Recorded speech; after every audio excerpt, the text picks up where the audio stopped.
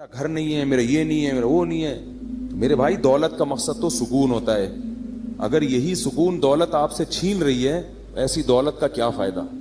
سکون سب سے بڑی نعمت ہے، اللہ کی تقدیر بھی ہے. جو نفسیاتی ڈاکٹر ڈپریشن کا علاج کرتے ہیں نا، خدا کی قسم ان کے پاس ڈپریشن کا علاج نہیں ہے. ڈپریشن کا اور اسٹریس کا علاج صرف اور صرف قرآن کے پاس ہے، صرف اور صرف. تبھی میں نے نفسیاتی ڈاکٹر بھی خوش نہیں دیکھے، وہ بھی پاگل ہوتے ہیں.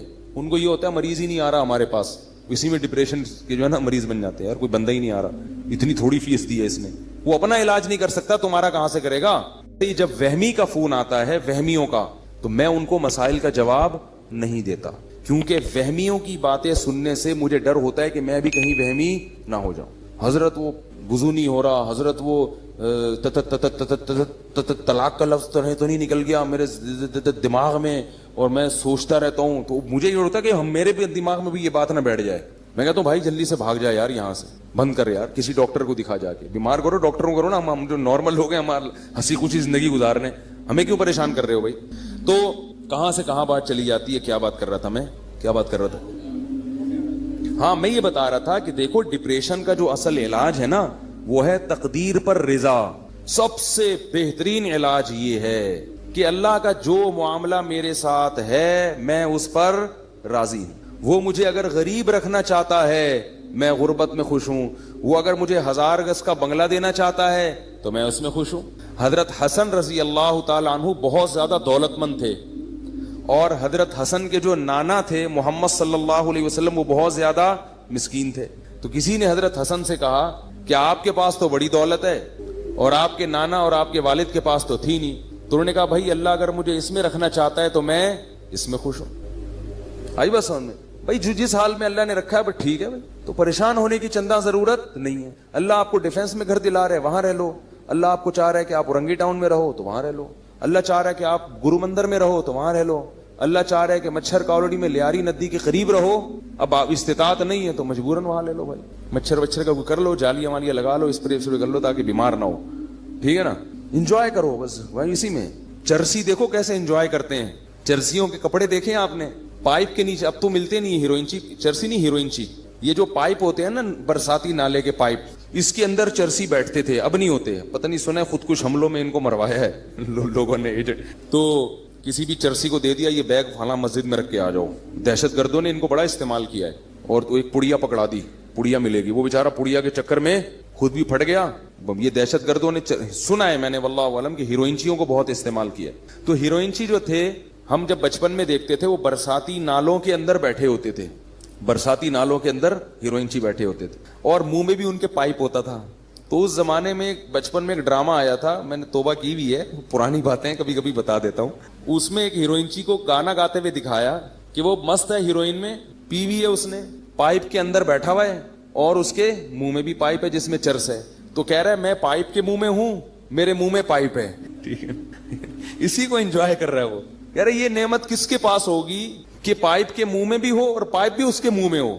بھائی ایک ہی وقت میں ایک چیز منہ میں ہو سکتی ہے نا، یا تو آپ اس کے منہ میں ہو یا وہ آپ کے منہ میں. لیکن کہہ رہے ہمارے ساتھ اللہ کی قدرت عجیب ہے، میں پائپ کے اندر بیٹھا ہوں اور پائپ میرے اندر گھسا ہوا ہے. تو ایک ہیروئنچی سے کسی نے پوچھا، وہ بھی مست ایسے پڑا ہوا ہے نا خوش. تو اس ہیروئنچی سے کسی نے پوچھا کہ ہم نے سنا ہے کہ تم لوگ اتنے خوش ہوتے ہو پی کے کہ تم سمجھتے ہو کہ ہم چاند پہ پہنچ گئے ہیں. تو ہیروئنچی کہتا ہے تو ابھی کہاں بیٹھا ہوا ہوں میں. تو ہمارے حضرت فرمایا کرتے تھے جیسے یہ لوگ نشے میں دیوانے ہو جاتے ہیں اور سارے غم بھلا دیتے ہیں، تو مسلمان کو چاہیے کہ وہ اللہ کی محبت میں اسی طرح دیوانہ ہو جائے اور سارے غموں کو بھلا دے. بولے بھائی میرا مقصود، میرا مطلوب، میرا محبوب، میرا معبود صرف اللہ کی ذات ہے. مجھے جنت مطلوب ہے. یہاں مجھے 1000 گز کا بنگلہ نہ ملا، جھونپڑی میں گزارا کر لوں گا. جنت کے محلات مجھے ہر قیمت پہ چاہیے. یہاں مجھے کالی کلوٹی مل گئی. ایک بندہ آیا، میں میری بیوی بہت ہی بدصورت ہے، میں کیا کروں، پھنس گیا ہوں میں نے کہا صبر کرو، تم کون سا اتنے حسین ہو. ہمارے جو ہے نا ایک جامعہ میں ایک لڑکا تھا، اس کی شادی ہوئی تو ہمارے استاذ کے پاس آیا. اب اس کو شرم بھی آ رہی تھی کیونکہ استاذ تھے بڑے پیر و مرشد. تو وہ استاذ ہمیں واقعہ سنا رہے تھے، کہہ رہے میرے پاس آیا اور بڑا شرما رہا ہے، بڑا میں حضرت میں بڑا پریشان ہوں، میں یہ وہ بہت مشکل نا. مجھے بتاؤ کیا بات ہے. اس نے کہا میری شادی ہوئی ہے, میں نے بغیر دیکھے کی اور مجھے بیوی پسند نہیں آ رہی, شکل بالکل بھی اچھی نہیں ہے. تو کہتے ہیں میں نے اس سے کہا کہ کبھی اپنی شکل دیکھی ہے آئینے میں, ٹھیک ہے نا. تو کہتے اس نے کہا ہاں میں نے دیکھی ہے. کہہ رہے ہیں اب اس نیت سے دیکھو کہ میں کیسا ہوں. ایک تو ویسے ہی دیکھتا ہے نا انسان بال سیٹ کرنے کے لیے یا کوئی منہ پہ کچھ لگا ہوا تو نہیں, اس نیت سے دیکھو کہ کیا میں بھی ان لوگوں میں شمار ہوتا ہوں جس کو کوئی خوبصورت ملے. اس نیت سے اب جا کے دیکھو, اپنے نئے نقش نا, پوری ناک کا سائز وائز سب چیزیں چیک کرنا, جا کے کلر ولر بھی دیکھنا اچھی طرح سے. تو وہ کہتے ہیں کہ وہ اس نے دیکھا اور آ کے کہا الحمدللہ میں مطمئن ہو گیا ہوں, ٹھیک ہے نا, کہ اس ڈیزائن میں مجھے یہ بھی غنیمت ملی. تو ڈپریشن, پریشان, یہ ناشکری ہر وقت کیا ہے, ناشکری. اتنی ناشکری ہے, اس سے کیا ہو جاتے ہیں, ڈپریشن کے مریض بن جاتے. اگر خوش رہو گے بھائی, یہاں جیسی تیسی مل گئی, جنت میں کیا مل جائے گی. اگر صبر شکر سے زندگی گزاری تو جنت میں کیا ملے گا, حور ملے گی. جنت دنیا میں جو کچھ ملتا ہے نا ہم کو اور آپ کو, وہ اس میں ہماری محنت کا دخل نہیں ہوتا, اس میں تقدیر کا دخل زیادہ ہوتا. کیسے کیسے بدصورت لوگ ہیں, بہت خوبصورت عورتیں مل جاتی ہیں, کیسی بدصورت عورتیں ہیں, بہت خوبصورت شوہر مل جاتے ہیں.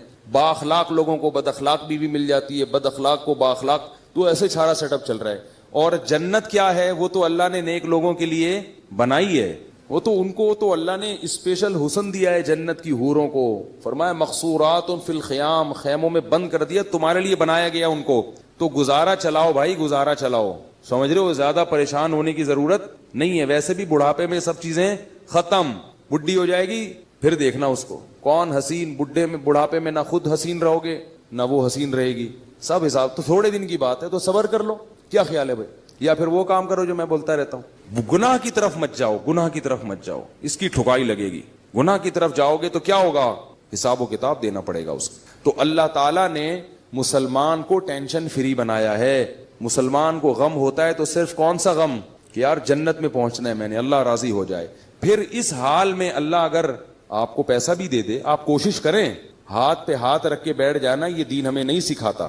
دنیا میں کامیاب ہونے کی بھی کوشش کریں, کوشش میں کامیابی ہو جائے تو بھی ٹھیک ہے, کامیابی نہیں ہو تو بھی ٹھیک ہے, بس خوش رہے انسان اس پہ. تو اب وہ قوم, اب یہ گھروں کا میں اس لیے کہتا ہوں کہ نبی صلی اللہ علیہ وسلم نے فرمایا بدترین چیز جس پہ انسان کا پیسہ خرچ ہو وہ تعمیر ہے. صحیح حدیث ہے بالکل. آپ کے پاس اگر بہت سارا پیسہ ہے نا تو سب سے پہلے کیا کریں آپ, اچھی خوراک کا انتظام کریں. پیٹ میں اچھی چیز اترنی چاہیے, جیم جیلی اور یہ ساری چیزیں چھوڑ دیں, شہد کھایا کریں. ڈالڈا گھر سے نکال دیں, جب اللہ نے آپ کو مالی وسعت دے دی, زیتون اور دیسی گھی لا کے ڈبے رکھ دیں گھر میں. بیگم جو پکے گا گھی میں پکے گا, 10 انگلیاں گھی میں اور سر کڑھائی میں, ٹھیک ہے نا. اب گھی پکے گا ہمارے. بادام کھائیں, ہمارے حضرت کو اللہ نے غربت میں رکھا تو حضرت کے پاس پیسے ہی نہیں ہوتے تھے کچھ کھانے کے, تو وہ 60 سال حضرت نے غربت میں خوشی میں گزارے. اتنی غربت تھی میرے شیخ و مرشد کے پاس 60 سال کی عمر تک, کہ فرماتے ہیں کہ میرے پاس انڈا خریدنے کے پیسے نہیں ہوتے تھے. اور عالم کتنے بڑے تھے, دارالعلوم کورنگی کے شیخ الحدیث تھے, سب سے بڑا مرتبہ. کتنا بڑا ادارہ ہے نا دارالعلوم کورنگی. حضرت مفتی محمد شفیع صاحب رحمہ اللہ کے نائب سمجھے جاتے تھے. اور لیکن لوگوں کو پتہ نہیں چلتا تھا آپ کی غربت کا, کیونکہ رہتے اتنے استغنا کے ساتھ تھے نا کہ لوگ ان سے قرضے مانگنے آتے تھے. یہ نہیں کہ غربت میں اپنے پھٹے پرانے کپڑے پہن کے ایسا صورت بنا لی کہ لوگ مولوی صاحب پہ ترس کھا کے پیسے دینا شروع کر دیں. نہ نہ نہ, بڑا استغنا. اور فرماتے ہیں کہ میرا گھر بھی ذرا دور تھا کچی آبادی میں, کیونکہ پیسے تھے ہی نہیں کہ پکی آبادی میں گھر لے لیں. تو فرماتے میں پتہ کیا سوچتا تھا کہ میں چونکہ بادشاہ ہوں, اور بادشاہ ذرا ہٹ کے رہتا ہے, بادشاہ تھوڑا سا, تو کہہ رہے ہیں ہمارا اسٹائل تھوڑا سا کیا ہے, ہٹ کے, خوش رہتے تھے. کہتے ہیں ایک دن کیا ہوا کہ ایک مہمان ہمارے گھر آیا, دال کھلائی ہم نے. پھر کچھ دنوں کے بعد آیا, دال پکی ہوئی تھی. پھر آیا, دال پکی ہوئی تھی. تو ایک دن آگے کہتے ہیں آپ لوگ کیا دال کے علاوہ کچھ نہیں پکتا. وہ مہمان بھی تنگ آ گیا نا. تو حضرت فرماتے ہیں کہ اس کے بتانے سے میری توجہ گئی ہے کہ ہمارے ہاں بہت دنوں سے دال پک رہی, اور اللہ نے ان کو اہلیہ بھی ایسی ہی دی تھی صبر شکر والی. بڑی تعریفیں کرتے تھے اپنی زوجہ کی, وہ ابھی تک ماشاءاللہ حیات ہیں, اللہ ان کی عمر برکت. اللہ فرماتے ہیں کہ مجھے حور بھی مل جاتی تو میں اتنا خوش نہ ہوتا. اللہ نے مجھے ایسی بیوی دلا دی ہے جو ایسی صبر شکر والی ہے جو لاکھوں میں کسی ایک کو ملتی ہوگی, بلکہ کہتے تھے کسی ایک کو بھی نہیں ملی ایسی بیوی. بڑی تعریفیں کرتے تھے اپنی زوجہ کی, کیونکہ انہوں نے کبھی بھی ناشکری, وہ دیکھتی تھی بھائی میرے شوہر غریب ہیں تو جو وہ بھی تو دال ہی کھا رہے ہیں نا, تو ہم بھی دال کھا رہے ہیں, کوئی بات نہیں, اسی پہ گزارا کریں گے. اور ہمارے حضرت کو وہ دعاؤں کی وجہ سے ملی تھی یہ بیوی. ہمارے حضرت کا واقعہ لکھا ہے, وہ بتاتے تھے کہ بچپن میں حضرت کا رشتہ طے کر دیا کسی خاتون سے. اب ان میں حیا بہت تھی. وہ تو پہلے زمانے میں تو نہیں ایسا ہوتا تھا کہ پہلے طے کر لو, ابا کو بتا دو, ابا کرنی ہے کرو, نہیں تو میں جا رہا ہوں. یہ تو اب ہوتا ہے نا. پہلے تو وہ لڑکے جب بالغ ہوتے تھے, ایک تو بالغ ہوتے ہی ماں باپ ان کی شادی کی فکر کرتے تھے, ان میں حیا ختم ہونے سے پہلے ان کو گھر بار کا کر دیتے تھے. تو ہمارے حضرت کا جب بالغ ہوئے تو حضرت فرماتے ہیں مجھے تو شرم آتی تھی شادی کا نام لیتے ہوئے بھی. ابا نے کہیں ہماری منگنی کر دی, طے کر دیا. اب ابا کو کیسے کہیں ابا یہ پتہ نہیں, یہ ہمارے حضرت تو دیندار تھے بچپن سے, والد صاحب بھی ان کے فرماتے ہیں مجھے بہت دیندار چاہیے تھی, صبر شکر والی. تو کہتے ہیں کہ میں نکل گیا کھیتوں میں جا کے چپکے سے سجدے میں گر کے میں نے اللہ سے دعا مانگی, رویا اللہ کے سامنے, اے اللہ اگر تیرے علم میں یہ میرے لیے بہتر نہیں ہے تو یہ رشتہ کسی طرح سے توڑوا دے. زبان کے چونکہ پکے تھے تو خود نہیں توڑنا, زبان دے چکے ہیں, یہیں کسی طرح جان چھڑوا دے یہاں سے, اور ایسی جگہ کروا دے جو میرے لیے بہتر ہو. تو اللہ کی قدرت یہ ہوئی کہ لڑکی والوں نے خود ہی انکار کر دیا کوئی عذر بنا کے. تو پھر حضرت کی یہاں شادی ہوئی جہاں جن کو ہم پیرانی صاحبہ کہا کرتے تھے. تو حضرت بڑی تعریفیں کیا کرتے تھے, اور اتنی ان میں حیا تھی کہ وہ حضرت ان کا فرماتے تھے کہ علماء دعوتیں کرتے تھے تو اس میں لوگ اپنی اپنی اہلیہ کو لے کے جاتے تھے. مفتی محمد شفیع صاحب نے کہا کہ آپ بھی اپنی اہلیہ کو لے کر آئے. میں نے کہا ٹھیک ہے. میری اہلیہ نے کہا میں گھر کی چار دیواری سے باہر نہیں جاؤں گی. بس جائز ہے جانا, یہ نہیں کہہ رہا کہ نبی صلی اللہ علیہ وسلم بھی اپنی زوجہ کو لے کے گئے دعوت پہ, لیکن ان کا مزاج ایسا تھا بھائی میں گھر میں مجھے نہیں جانا. تو فرماتے ہیں مفتی شفیع صاحب بڑے خوش ہوئے, کہتے جب ہمارے گھر میں ٹیلی فون لگا, حضرت کے گھر میں پردہ ایسا تھا, مزدور 4 مہینے کام کر کے گئے ہیں. ایک مزدور نے کہا یار یہاں کیا جنات رہتے ہیں؟ کیوں بھائی؟ کہہ رہے میں 3 4 مہینے اس گھر میں کام کیا, کسی عورت کی آواز میرے کان میں آج تک نہیں پڑی. وہ ذاتی طور پر یہ چیزیں آدمی ڈنڈے کے زور سے تھوڑی بیوی سے یہ سب کچھ کروا سکتا ہے, تو اپنے اندر تقویٰ ہو. اتنا ان میں تھا کہ ان کی آواز کبھی مردوں کے کان میں ان کی اہلیہ کی نہیں پڑتی. تو حضرت فرماتے میں نے جب ٹیلی فون لا کے رکھا گھر میں, ضرورت تھی فون لگوایا, تو میں نے یہ کیا کہ بھائی دیکھو جس عورت میں یہ تقویٰ نہیں ہے نا تو اس کو برا مت سمجھو. جہاں شریعت نے گنجائش دی ہے وہاں گنجائش دی ہے. عورت مرد سے ضرورت کی بات بھی کر سکتی ہے, ضرورت کے وقت گھر سے باہر بھی نکل سکتی ہے, یہ تو اوپر لیول کا ہے نا. وہ یہ تو اپنے زبردستی نہیں کر سکتے اس چیز میں. آپ عورت اگر خود اپنی مرضی سے ایسا کرنا چاہے تو ٹھیک ہے, وہ زیادہ اچھی بات ہے, لیکن آپ زبردستی نہیں کر سکتے ان چیزوں پہ. تو فون میں کیا ہوا, حضرت نے فون لا کے رکھا, فرمایا کہ آپ جب فون آئے آپ جب اٹھائیں تو جب ان نون پرسن ہونا تو بات نہ کریں اس سے. اور پتہ کیسے چلے گا کہ اپنی بہو بیٹی کا فون ہے تو فون پہ تھوڑا سا ہاتھ مار دیں, اگر آگے سے عورت کی آواز آئی ہے تو بات کر لیں, یا اپنے کسی بیٹے کی آواز آئی تو بات کر لیں, ورنہ بات نہ کریں. ہم اگر گھر میں کہہ دیں کہ بھائی جب فون اٹھاؤ تو بولو نہیں, تو میرا خیال ہے اگلے دن بیان نہیں ہوگا. بولیں گے پتہ نہیں کس فنڈامنٹلسٹ سے, بنیاد پرستوں سے کہاں پھنس گئے ہیں, طالبان سے شادی ہو گئی ہے. ٹھیک ہے نا. لیکن ہم بھی ایسے ہی, ہم کون سا اتنے پرہیزگار ہیں. تو اتنا ہی تقویٰ ہونا جتنا, یعنی بھائی جتنے خود ہو اتنے ہی دوسرے پہ کو مکلف بناؤ نا. حضرت تو خود بھی بڑے پرہیزگار تھے نا. تو حضرت فرماتے ہیں میں نے کہا اپنی اہلیہ سے کہ یوں کرنا, تو انہوں نے کہا میں نے فون کے قریب ہی نہیں جانا, میں نے فون اٹھانا ہی نہیں ہے, مجھے اس سے ویسے ہی کیا ہے الرجی. یہ مردوں کا کام ہے فون سننا. فون جس نے بیٹے بیٹی کا فون آئے گا تو آپ سن لو, پر مجھے بتا دیا کرو تو میں بات کر لوں گی, ورنہ میں اس طرف نہیں جاتا. تو بڑی اللہ نے صبر شکر والی زندگی دی تھی ان کو. تو حضرت فرماتے ہیں اسی غربت کی ایام میں ایک انڈے والا آیا, ٹھیک ہے نا, انڈے بیچ رہا تھا, تو وہ ابلے ہوئے انڈے نا, تو وہ کہتے ہیں ہمارے گھر آیا, بولے مولوی صاحب کتنے انڈے لیا کرو گے آپ مجھ سے؟ بھئی آپ کے گھر کے اتنے افراد ہیں, میاں بیوی ہیں, بچے بھی ہیں. تو اس کا خیال تھا کہ 4-6 انڈے تو لے لیا کریں گے. حضرت فرماتے ہیں میں نے کہا نہیں, ہمارے یہاں پہلے سے کوئی انتظام ہے, ایسا کر دیا. حالانکہ فرماتے ہیں کہ اصل بات یہ تھی میرے پاس انڈا خریدنے کے پیسے بولو بھائی نہیں تھے, لیکن اس کے سامنے اپنی غربت نہیں بتانی, میرے پاس تو پیسے ہی نہیں ہیں. وہ کہ چلو زکات والے انڈے پھر میں آپ کو دے دیا کروں گا. بات یہ ہے کہ غربت بھی ہو مگر ایسا اس پہ استغنا, اور چہرے پہ ایسی بشاشت اور ایسا استغنا ظاہر کرنا ہے کہ ہم سے بڑا سیٹ دنیا میں کوئی ہے ہی نہیں. اور حضرت فرماتے ہیں کہ یہ صرف زبان سے نہیں کہتا تھا, دل میں بھی سمجھتا تھا, دل میں بھی سمجھتا تھا کہ اللہ نے مجھے بہت دیا ہے, صرف اوپر سے نہیں کہ لوگوں کو بیوقوف بنانے کے لیے, دل میں بھی یہی تھا بہت دیا ہے بھائی. فرماتے تھے کہ میں 2 وقت کی روٹی کھا رہا ہوں بھائی, اور کیا چاہیے, خالی روٹی بھی کافی ہے, تو اللہ نے مجھے دال بھی دی ہے. اس پہ سوچ سوچ کے خوش ہوتے تھے کہ دال بھی دی اللہ نے مجھے, واہ واہ سبحان اللہ, اتنا خوش ہوتے تھے اس پہ, دال بھی ہے. اور اپنے شیخ کی زیارت کے لیے لاہور جایا کرتے تھے, پورے سال تنخواہ سے پیسے جمع کر کے ٹرین کا ٹکٹ ہوتا تھا, پورے سال کی تنخواہ سے کاٹ کے ایک دفعہ کا چکر لگتا تھا. یہ حالت تھی.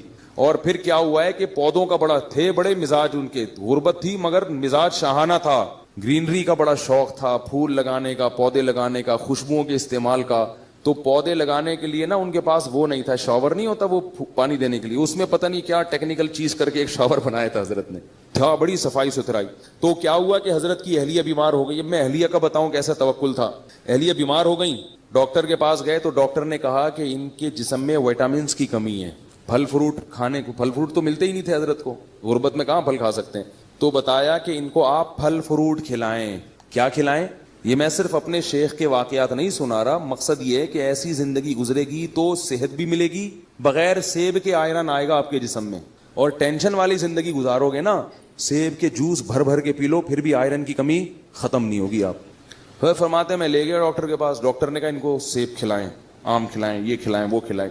فرمایا پیسے ہی نہیں تھے سیب کھلانے کے. تو حضرت فرماتے ہیں میں نے سوچا کہ ڈاکٹر کو اللہ نے جو علم دیا ہے نا وہ اس حساب سے صحیح بات کر رہا ہے, لیکن اگر میری بیوی کو سیب کی ضرورت ہوتی تو اللہ مجھے سیب کے پیسے دیتے, جب نہیں ہے تو اس کا مطلب اللہ ویسے ہی آئرن کی کمی انشاءاللہ پوری کر دے گا, اور اللہ ان کو ویسے ہی ٹھیک کر دے گا. بیوی بھی کیونکہ توکل والی, پھر وہی مثال اپنی اور آپ کی مثالیں آتی ہیں ذہن میں. ہم ہوتے کتنے تانے سننے کو ملتے ہیں بھائی, اب کہیں سے لے کر آؤ, سیب لاؤ, چوری کا ہو کہیں سے وہ لے کر آؤ. میں تو کہہ رہی تھی کھانے کو نہیں ہے, دال کھائیں گے تو یہ تو یہی ہوگا نا, روٹی کھا کھا کے, تو آئرن کہاں سے پیدا ہوگا. ڈاکٹر سارے کہتے ہیں سیب کھانا ضروری ہے, اور یہ کھانا ضروری ہے, اور وٹامن کی گولیاں کھانا, جائیدادیں کھانا بھی ضروری ہے. کیا کیا کھا گئے ہیں مگر پھر بھی کمی پوری نہیں ہو رہی, پھر بھی بیمار ہیں. وقت سے پہلے بال سفید ہو رہے ہیں, 20 25 سال کے لڑکوں کے بال سفید ہو رہے ہیں, گر رہے ہیں. عجیب حالت ہے یار, 30 سال کا بندہ 50 سال کا لگ رہا ہے آج دیکھنے. سب کچھ کھا کے بھی یہ حال ہے, توکل نہیں ہے, اللہ پہ اعتماد نہیں ہے. تو حضرت فرماتے ہم آ گئے, ہم نے کہا بھائی ہمارے پاس تو نہیں ہے, بس اس اللہ ویسے ہی پوری کر دے گا. اللہ نے کر دی. وہ ماشاءاللہ اب تک زندہ ہیں, 90 سال تو میرا خیال ہے ان کی عمر ان کی اہلیہ کی ہو گئی, جن میں وٹامن کی کمی تھی, ٹھیک ہے نا. 90 سال سے زیادہ ان کی عمر ہو گئی ہے ماشاءاللہ, اور ہوش و حواس میں اللہ ان کی عمر میں اور زیادہ برکت دے. حضرت کا انتقال ہو گیا, وہ پھر بھی زندہ ہے. تو پھر اللہ نے 60 سال کی عمر کے بعد حضرت کو کیا دیا. حضرت کی زمینیں تھیں وہ بکی ہیں, اور کچھ وراثت ملی, بہت اللہ نے پیسہ دیا. پھر اتنی دولت آئی حضرت کے پاس, پھر حضرت نے اسٹائل اپنا چینج کر دیا. جو میں بتانا چاہ رہا ہوں کہ بھئی جب تک نہیں ہے تو دال روٹی کھاؤ, جب ہے تو پھر اسی حساب سے کھاؤ جب اللہ دے رہا ہے. پھر جو نوٹ آتے تھے حضرت کے پاس, دولت کی محبت پھر بھی نہیں تھی, تو حضرت نے بہت سارا پیسہ لگا دیا الائنس میں. وہ ضیاء-ال-حق کے دور میں ایک الائنس والے نکلے تھے, وہ سارا پیسہ ڈوب گیا. ڈوبا ہے تو حضرت کی پیشانی پر اتنا سا بھی بل نہیں آیا, پر ذرا بھی پریشان نہیں ہوئے. جبکہ جن لوگوں کے پیسے اس وقت ڈوبے تھے ان میں سے بہت سے لوگ ہارٹ اٹیک سے مر گئے. تو حضرت نے ان کا نام رکھا شہدائے الائنس, شہدائے الائنس. یہ الائنس والوں کو, اور حضرت فرماتے ہیں کتنی گھٹیا موت ہے, پیسے چھن گئے تو مر گئے. کیا دکھاؤ گے منہ اللہ کو؟ اللہ کہے گا کھانے کو روٹی تو مل رہی تھی, سر چھپانے کی جگہ تو تھی. تو حضرت کا بہت سارا پیسہ ڈوب گیا, مگر حضرت پر ایسے ذرہ برابر بھی پیشانی پہ لکیر نہیں آئی. کیوں؟ وہ کہتے تھے یار رہنے کے لیے گھر تو ہے نا, اور کھانے کے لیے روٹی تو مل رہی ہے, تو وہ تو ویسے ہی مسافر خانہ ہے, ساتھ تھوڑی لے کے جانا ہے, ٹھیک ہے نا, ایسے ہی خوش ہے. جو حضرت کے ساتھ اس وقت تھے نا, وہ کہتے ہیں کہ ہم نے اتنا زیادہ کسی میں حوصلہ نہیں دیکھا, اتنی بڑی رقم ڈوب گئی ہو اور بڑے آرام سے بیٹھے ہوئے ہوں, بڑے آرام سے, کچھ ہو ہی نہیں رہا. حضرت گھر کو گھر کہتے ہی نہیں تھے, مسافر خانہ کہتے تھے. جب سعودی عرب سے آئے ہیں عمرہ کر کے تو وہ گھر پہنچ گئے اپنے, تو جو میزبان تھے نا سعودیہ میں, انہوں نے حضرت کو فون کیا کہ آپ گھر پہنچ گئے ہیں. انہوں نے کہا میں مسافر خانے میں بیٹھا ہوں ناظم آباد کے. پھر 2 دن بعد فون کیا, حضرت گھر پہنچ گئے. انہوں نے کہا ابھی بھی ناظم آباد کے مسافر خانے میں ہوں. اس نے کہا آپ مسافر خانے میں کیا کر رہے ہیں, گھر کیوں نہیں جا رہے؟ انہوں نے کہا بھائی یہ مسافر خانہ ہی ہے, گھر ور نہیں ہوتا مسلمان کا. اور واقعی اب دیکھو نا, حضرت کا جنازہ اٹھ گیا نا, قبر میں چلے گئے, ثابت ہو گیا نا کہ واقعی وہ کیا تھا, مسافر خانہ تھا, ثابت ہو گیا. تو ہم لوگ ہیں بے وقوف جو گھر کو گھر سمجھتے ہیں. تو کیا تھا کہ حضرت کو جب اللہ نے دولت دی تو نوٹوں کی گڈیاں رکھی ہوتی تھی اتنی بڑی بڑی, اس میں سے حضرت اپنی ضرورت کے پیسے رکھتے تھے, باقی سارے فی سبیل اللہ صدقہ. اس میں سے گیس کا بل نکالیں گے, جو ضرورت کی چیز خریدنی ہے. گاڑی خریدی حضرت نے, گاڑی کیسی خریدی؟ اب دیکھو پیسہ آتا ہے تو لوگ اپنے اوپر خرچ نہیں کرتے, یہ بھی کنجوسی ہے. وہ بحریہ ٹاؤن میں پلاٹ لے لو, بس پلاٹ لے لو, بس پلاٹ لے لو. ابے بھائی خرچ کرو اللہ کے بندو. حضرت نے ایک فلیٹ بھی خریدا, وہ اس لیے خریدا کہ میں آج مر جاؤں گا تو یہ مدرسے کا گھر ہے, میری زوجہ کہاں رہیں گی, اس نیت سے خریدا کہ میرے مرنے کے بعد میری زوجہ کے لیے انتظام, بولو نا بھائی, ہونا چاہیے. اور بچے کی سب کی شادیاں ہو گئی تھی, وہ الگ ہو گئے تھے, الگ رہتے تھے, تو ان کا تو انتظام ہو گیا, بس ایک زوجہ میں اگر مر گیا تو ان کا کیا بنے گا, یہ تو مدرسے کا گھر ہے, ٹھیک ہے نا, تو یہ مدرسہ یہاں رہتا ہے نہیں رہتا, تو بھائی ان کے لیے فلیٹ خرید لیا, وہ بھی جب اللہ نے بس وہ فلیٹ گئے نہیں, اس میں گئے نہیں, اس کے علاوہ باقی پیسوں کا کیا کرنا ہے, اب کیا پلاٹ خریدنا, کیا گھر خریدنا, گاڑی خریدو. سب سے پہلے خوراک, حضرت نے سب سے پہلے پیسہ کہاں خرچ کیا, خوراک. بھائی خوراک, اب پہلے تو اللہ چلا رہا تھا بغیر خوراک کے, پیسے نہیں تھے, اب اللہ کہے گا اب ہے تو اب تو سیب کھاؤ نا, آئرن کی کمی, ورنہ آئرن کی کمی ہوگی. دولت مند آدمی اگر سیب نہیں کھاتا اس میں آئرن کی کمی ہوتی ہے.